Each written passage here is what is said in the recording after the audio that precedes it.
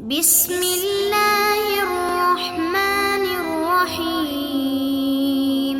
ایک زمانے میں ایک ملکہ ہوا کرتی تھی جن کا نام زبیدہ خاتون تھا۔ زبیدہ خاتون ایک نیک ملکہ تھی۔ اس نے نہر زبیدہ بنوا کر مخلوق خدا کو بہت فائدہ پہنچایا۔ اپنی وفات کے بعد وہ کسی کو خواب میں نظر آئی۔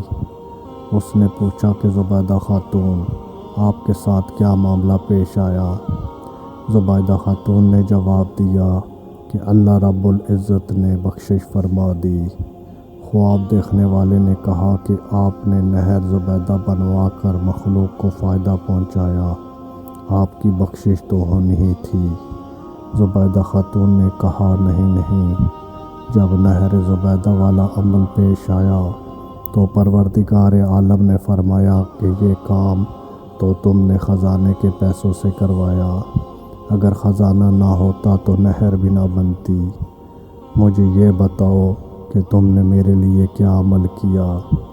زبیدہ نے کہا میں تو گھبرا گئی کہ اب کیا بنے گا، مگر اللہ رب العزت نے مجھ پر مہربانی فرمائی۔ مجھے کہا گیا کہ تمہارا ایک عمل ہمیں پسند آ گیا۔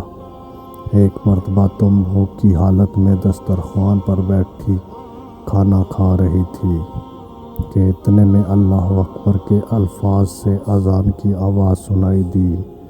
تمہارے ہاتھ میں لقمہ تھا اور سر سے دوپٹہ سرکا ہوا تھا۔ تم نے لقمے کو واپس رکھا، پہلے دوپٹے کو ٹھیک کیا، پھر لقمہ کھایا۔